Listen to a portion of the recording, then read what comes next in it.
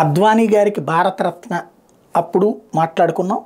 అట్లా కర్పూర్ ఠాకూర్ గారికి భారతరత్న అప్పుడు మాట్లాడుకున్నాం. ఇప్పుడు ముగ్గురికి చరణ్ సింగ్ గారికి కానీ, స్వామినాథన్ గారికి కానీ, అట్లాగే పివి నరసింహారావు గారికి కానీ ఇస్తున్నప్పుడు ఆంధ్రప్రదేశ్ నుంచి మన ఎన్టీ రామారావు గారు భారతరత్నకి అర్హులు.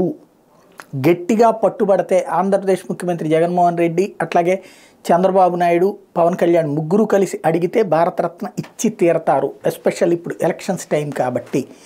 కానీ చంద్రబాబు గారు గతంలో ఎన్డీఏలో ఉన్నప్పుడు కానీ మొన్నటిసారి ఉన్నప్పుడు కూడా అడగలేదు. ఇప్పుడు పురంధేశ్వరి గారు ఎన్టీఆర్ గారి కుమార్తె కాబట్టి ఆమె జట్టు కట్టి తీసుకెళ్ళినా పర్లేదు, ఆవిడ వెళ్ళి అడిగినా సరే ఒక కాన్సెప్ట్ ఉంటుంది. ఒకే ఒక్క కారణం మీద భారతరత్న గురించి ఎన్టీఆర్ గారికి సంబంధించి ఒత్తిడి తేవట్లేదు. ఎందుకు అంటే తెలుగుదేశానికి నచ్చకపోవచ్చు, తెలుగుదేశానికి ఇష్టం లేకపోవచ్చు, కానీ ఎన్టీ రామారావు గారి భార్యగా అధికారికంగా లక్ష్మీపార్వతే.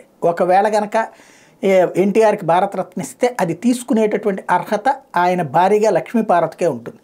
గతంలో కాంగ్రెస్ టైంలో ఎన్టీఆర్ విగ్రహావిష్కరణ సందర్భంగా చంద్రబాబుని పక్కన పెట్టేసి లక్ష్మీపార్వతిని పక్కన పెట్టేసి పురంధేశ్వరి గారు అక్కడ మేనేజ్ చేయగలిగారు. కానీ అది బీజేపీలో సాధ్యంగా లక్ష్మీపార్వతి కాకుండా కూతురో కొడుకో తీసుకోవడానికి సాధ్యం కాదు. అందుకోసమే వీళ్ళు అడగట్లేదు, వాళ్ళు ఇవ్వట్లేదు.